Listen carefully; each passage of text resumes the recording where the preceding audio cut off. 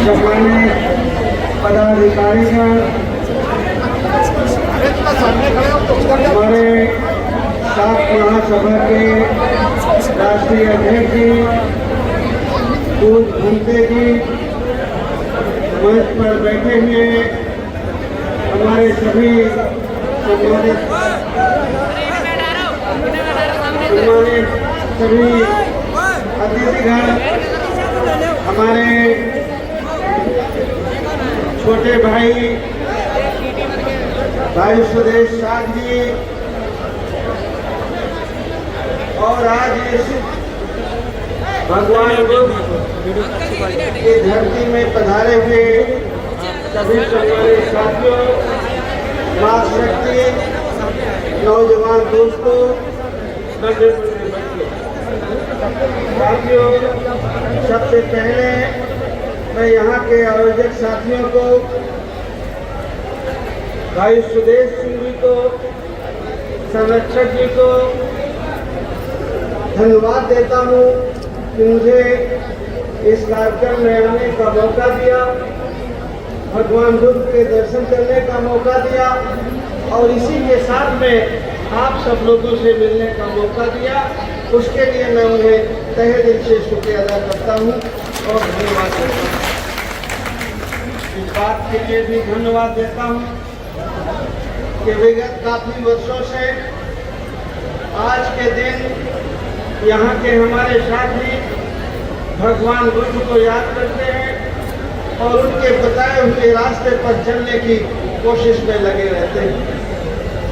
बड़ी खुशी की बात है कि आप लोग इतनी बड़ी संख्या में आज के दिन यहाँ इकट्ठा होते हैं और भगवान बुद्ध से संबंधित बातें सुन करके जाते हैं और खाली सुन करके नहीं जाते हैं, उनके बताए हुए रास्ते पर चलने की कोशिश करते हैं। जब भी हम भगवान को या किसी महापुरुष को हम याद करते हैं, उसके पीछे एक ही बात होती है कि उन्होंने जो इस धरती में, देश में इंसानियत के लिए किया, उनकी भलाई के लिए किया, उनको हम जन जन तक पहुंचाएं और उनसे प्रेरणा लेकर के समाज के सुधार के काम में आज से लगभग ईसा के 522 साल पहले भगवान बुद्ध शंकिसा में प्रकट हुए आए। अपनी माता को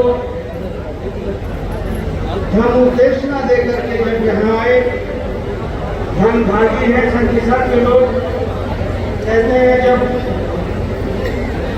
माता जी को धन देशना देकर के भगवान बुद्ध धरती पर आए तो शंकिसा के लोगों ने यहाँ उनको धरती में उतरते हुए शंकिसा के लोगों ने देखा।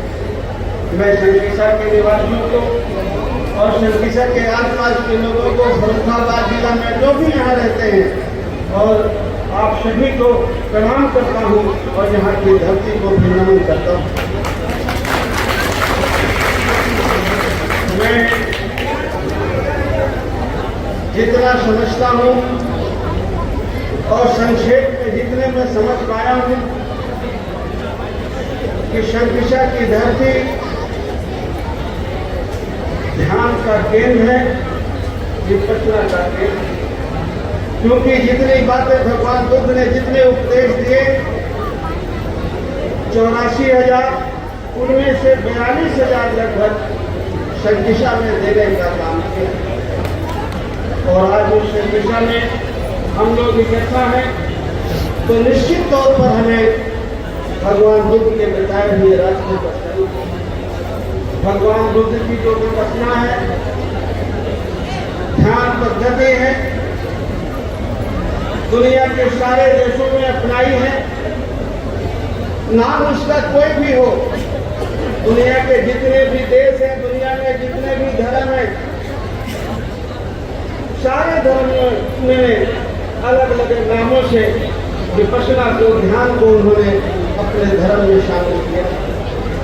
विपश्यना का मकसद है अपने आप को देखना। विपश्यना का अगर शुद्ध शब्द हम कहें तो विपश्यना का अर्थ है अपने आप को देखना। और जिस दिन हम अपने आप को देखना जान लेते हैं, समझ लेते हैं, उस दिन जीवन में शायद हमसे कोई गलती हो सकती है। भगवान बुद्ध ने कहा कि जो कुछ करिए वो होश पूर्वक करिए। आपके ध्यान में रहे कि मैं ये काम करने जा रहा हूं। भगवान बुद्ध ने कहा कि अगर आपको क्रोध है, गुस्सा है, तो आपको ये जानकारी रहे कि आपको क्रोध आता है, गुस्सा आ रही है। जब आप होश में रहेंगे, आपकी जानकारी में रहेगा कि मैं क्रोधित हो रहा हूं, तो निश्चित तौर पर आपको क्रोध नहीं आएगा।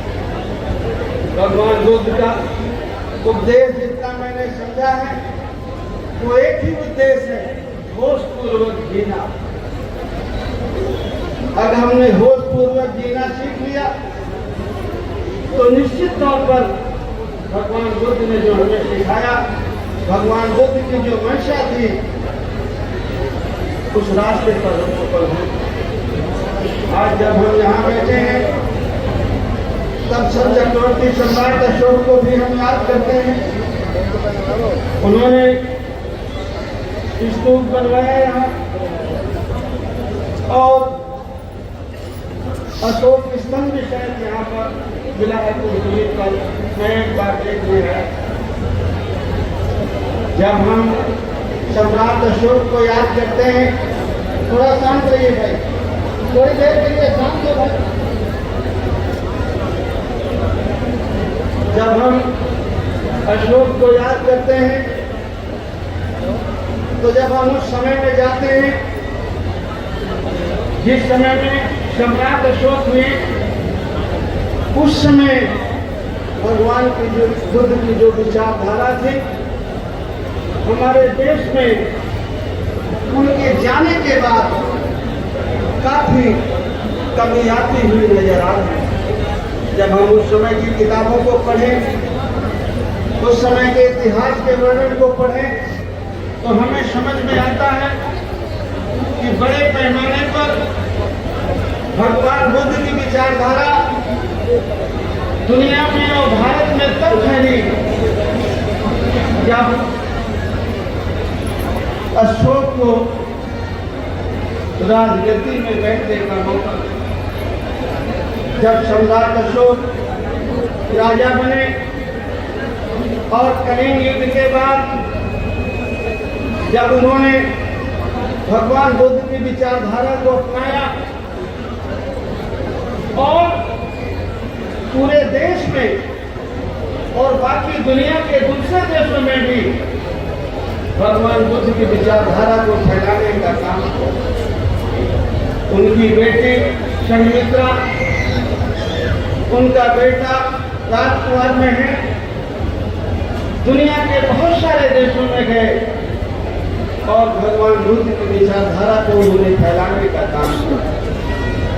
जब राजकुमारी संघमित्रा राजकुमार में है, दुनिया के दूसरे देश में जाते, वहां के राजाओं के पास जाते, तो वहां का राजा अपने अतिथि में रोकता, अपने महल में रोकता और उनकी सभाओं का आयोजन करता और राजा भी वहां का साथ में जाता और वहां के लोग ये कहते, वहां का राजा ये कहता कि ये चक्रवर्ती सम्राट का बेटा आया है, चक्रवर्ती सम्राट की बेटी आई है।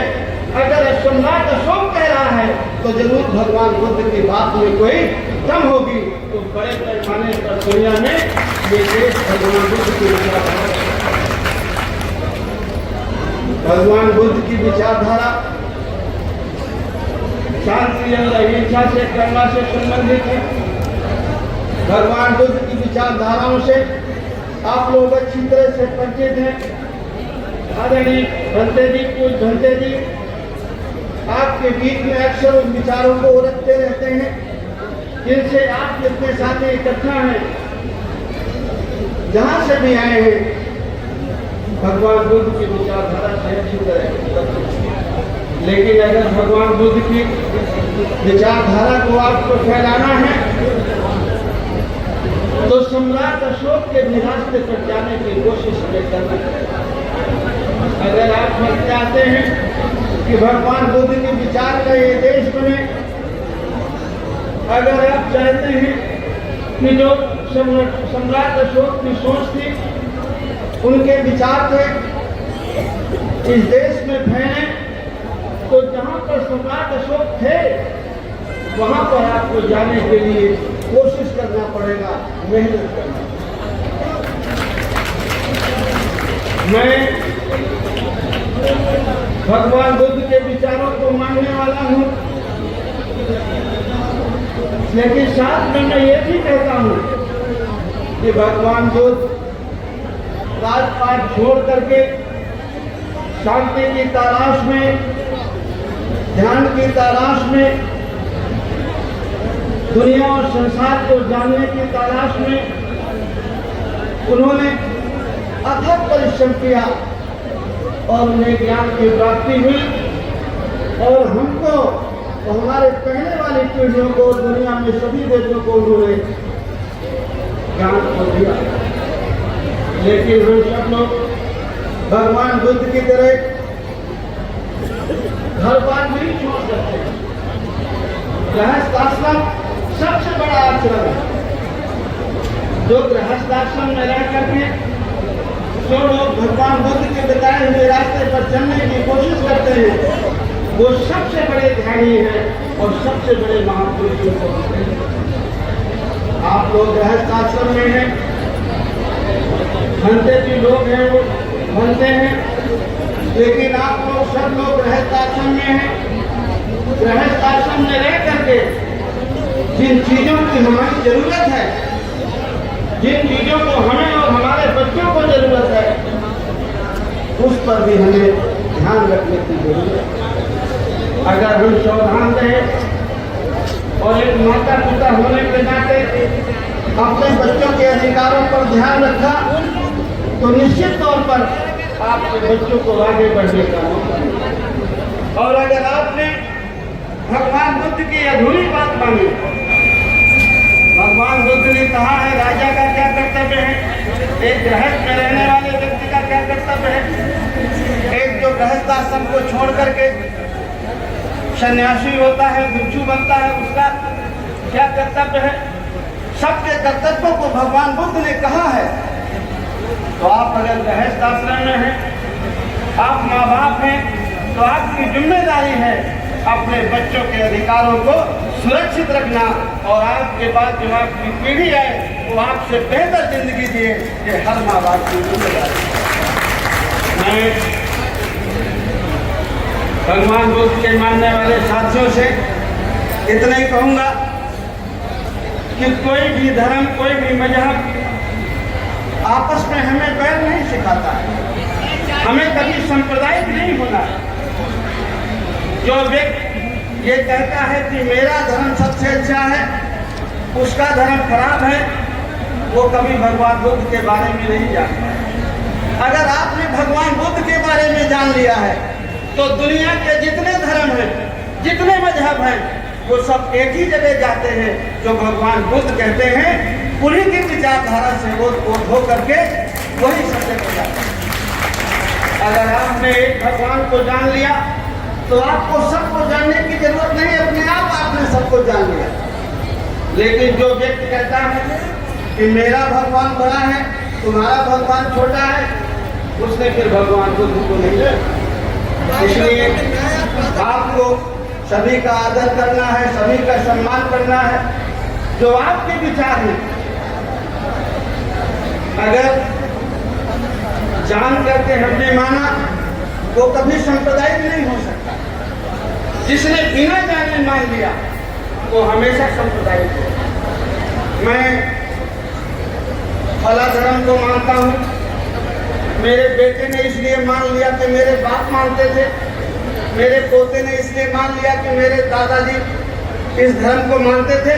उसने जाना नहीं, और अगर वो जाना नहीं तो वो हमेशा वो सांप्रदायिक है। अगर वो जान के मानता है भगवान बुद्ध ने कहा कि जानो फिर मानो। अगर जान के मानते हैं वो व्यक्ति कभी सांप्रदायिक नहीं होता। इसलिए आप लोग आए हैं, यहाँ पर पधारे हैं, तो भगवान बुद्ध के बारे में आपको अच्छी तरह जानकारी रखना चाहिए। जो हमारे अंते भी लोग भगवान बुद्ध की विचारधारा के बारे में कहते हैं, उन्हें हमें सीखने और समझने की कोशिश करना चाहिए। जब हम ये जानने की कोशिश करते हैं तो जो मैं कह रहा था कि जिस आश्रम में हैं हम, जिस हम गृहस्थ आश्रम में हैं, उन विचारों के बारे में भी कुछ भंते जी रखते हैं और उन पर अच्छी तरह से अमल करने की कोशिश करते हैं। मैं भगवान बुद्ध के साथ साथ मैं जब गृहस्थ आश्रम में हूँ तो मैं राजपाट छोड़ करके जंगल जाने की वकालत नहीं करता हूँ। मैं ये कहता हूँ कि अगर आपको अपने बच्चों का भविष्य अच्छा करना है, गृहस्थ आश्रम में रह करके, अगर भंते जी बन जाना है, जंगल में चले जाना है, तो ये गलत बात है। लेकिन अगर हम गृहस्थ आश्रम में हैं और हमें अपने बच्चों की हमारी चाहत है कि हमारा बेटा और बेटी डॉक्टर बने, इंजीनियर बने, सिविल सर्विसेज में जाए, माँ बाप का नाम रोशन करे, समाज का करे, देश का करे, तो फिर आप लोग जो हो गृहस्थ आश्रम के नियम हैं, जहाँ से हक अधिकार आपको मिलता है, उस हक अधिकार के लिए आपको प्रयास करना चाहिए और प्रयत्न करना चाहिए। अगर आप अशोक के डाक पे देखें तो उसमें लिखा है, मुझे थोड़ा सा एक कुछ भंते जी बता रहे थे, ए मेरे पुत्रों प्रपत्तो महास्थिविर बनो, शासक बनो, या महास्थिविर बनो, भिक्षु बनो, अच्छे भंते बनो, या शासक बनो। अब इसमें आपको चुनना है। अशोक के लाख में जितनी जगह लिखा है, अधिकांश मैसेज ये संदेशा आप लोगों के लिए लिखा है कि मेरे आने वाली पीढ़ियों भविष्य में आप महास्थिविर बनो या शासक बनो। अगर आपको अपने बच्चों के हक अधिकार लेना है, आप चाहते हैं कि आपके बच्चों को जीवन के हर पहलू में आगे बढ़ने का मौका मिले, तो जो साथी हमारे गृहस्थ आश्रम में हैं, मैं उनसे कहूँगा कि आपको भी शासक बनने की दिशा में प्रयत्न करना चाहिए। मैं जो कह रहा था कि मैं गृहस्थ आश्रम में हूँ और मैं जिन साथियों के साथ बोल रहा हूँ, हमारी बहनें, बेटियाँ, माताएं बैठी हैं, भाई बैठे हैं, वो सब गृहस्थ आश्रम के हैं। तो मैं गृहस्थ आश्रम में रह करके, और मेरा अभी कोई मन है नहीं वानप्रस्थ में जाने का, इसलिए मैं राजपाट को छोड़ करके जंगल जाने की बात नहीं कहूँगा। मैं आपसे कहूँगा कि आपको राजपाट की तरफ भी चलने की कोशिश करना चाहिए और आपको याद करते हुए जहाँ से आपके हक अधिकार आप अपने अधिकारों को, जो कर्तव्य है आपका, ये कर्तव्य से हट करके मैं कोई बात नहीं कह रहा हूँ। गृहस्थ आश्रम में रह करके जो आपको अपने बच्चों को के अधिकारों को संरक्षित करने की बात है, जो आपके बच्चों को मिलना चाहिए, तो भगवान बुद्ध ने कहा है कि आपका कर्तव्य है, एक माता पिता होने के नाते जो आपका कर्तव्य है, उस कर्तव्य को आपको निभाना जरूर। मैं यही छोटी सी बातें आपके बीच में रखने के लिए मैंने हिम्मत जुटाई। मैं सोचता था कि ये बातें मैं कह पाऊंगा कि नहीं कह पाऊंगा, किसी साथी को बुरा न लग जाए, लेकिन मैंने एक जनसेवक होने के नाते, आपका भाई होने के नाते, आपसे बड़ा या छोटा होने के नाते मैंने अपनी जिम्मेदारी समझी कि जो मैंने भगवान बुद्ध से सीखा है, जाना है, जितना मैंने सम्राट अशोक के बारे में जाना है, समझा है, वो बातें मैं आपके बीच में निश्चित तौर पर कहूँ। मैंने वो जीवन जिया है कि अगर हमें किसी की मदद करनी है, भगवान बुद्ध ने कहा है कि सबके कर्तव्य अलग अलग हैं और उन कर्तव्यों को बाईपास करके आप नहीं जा सकते। एक बात कहते हैं, भगवान बुद्ध जा रहे थे नदी के किनारे, एक साधु तपस्या कर रहे थे। भगवान बुद्ध को वो बहुत पसंद नहीं करते। भगवान बुद्ध से उन्होंने कहा कि आप ये क्या लोगों को सिखाते हैं, क्या लोगों को संदेशा देते हैं, मेरी समझ में कुछ नहीं आता। तो भगवान बुद्ध ने उससे कहा कि आप नदी के किनारे बैठे हैं, पकड़ लो। अगर आपको नदी के उस पार जाना है तो कैसे जाएंगे आप? हमारी जो बेटियां हैं, हमारी जो बहनें हैं, उनको भी ये समझने की जरूरत है कि अगर हम नदी के किनारे बैठे हैं, भगवान बुद्ध ने पूछा कि अगर आपको उस पार जाना है तो कैसे जाएंगे? क्या जो आप बैठ करके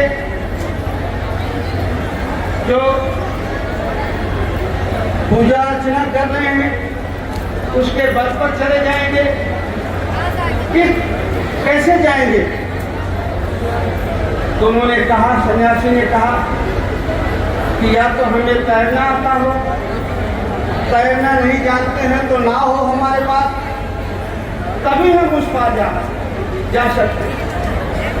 भगवान बुद्ध ने कहा, मैं तो यही कह रहा हूं कि अगर उस पार आपको जाना है तो या तो तैरना आना चाहिए या आपके पास नाव हो, तभी उस पार जा सकते हैं। ये जो भगवान बुद्ध की छोटी छोटी बातें हैं, छोटे छोटे उपदेश हैं, उनको समझने और सीखने के लिए कभी कभी हम देखते हैं कि लोग भगवान बुद्ध को मानते हैं लेकिन भगवान बुद्ध की नहीं मानते। बाबा साहब अम्बेडकर, जिन्होंने संविधान लिखा 1950 में लागू हुआ, बाबा साहब अम्बेडकर के बदौलत आज हमारे देश में समानता का अधिकार, आज बाबा साहब अम्बेडकर के बदौलत हम लोग खड़े होकर के बोल सकते हैं, आजादी से अपनी बात रख सकते हैं। लेकिन भारतीय संविधान के पहले महात्मा फुले और सावित्रीबाई फुले के पहले का भी समय जब हम याद करते हैं तो ऐसा लगता है कि शायद महात्मा फुले और सावित्रीबाई फुले और बाबा साहब अम्बेडकर छत्रपति साहू जी महाराज नहीं होते तो शायद हम आज खड़े होकर के बोलने की स्थिति में ना हमारे बच्चे पढ़े लिखे होते, ना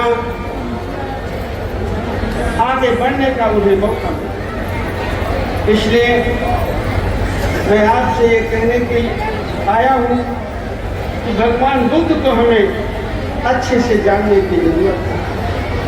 हम अपने महापुरुषों को, भगवान को याद करते हैं, फूल चढ़ाते हैं, पूजा अर्चना करते हैं, लेकिन उनकी मानते नहीं।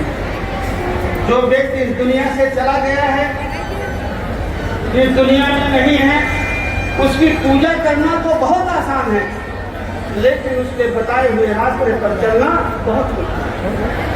जब भगवान बुद्ध जाने लगे कुशीनगर में, तो उनके भिक्षुओं ने कहा कि भगवान आप जा रहे हैं लेकिन हम आपको याद करेंगे।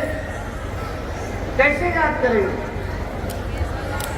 भगवान बुद्ध ने कहा कि ये है तो बहुत पीपल का पेड़ है, जब इसको लगाओगे ये तुम्हारे पास रहेगा तो तुम्हें मेरी याद आएगी। भगवान बुद्ध ने के जाने के लगभग 500 साल तक भगवान बुद्ध की मूर्ति की पूजा नहीं। बाद में 500 साल बाद भगवान बुद्ध की मूर्तियां लगने लगी और हम लोग उनकी पूजा अर्चना करते हैं। जब हम किसी महापुरुष को खाली पूजा करते हैं और उनके बताए हुए रास्ते पर चलने की कोशिश नहीं करते तो उस पूजा का कोई मतलब नहीं। जो व्यक्ति दुनिया में नहीं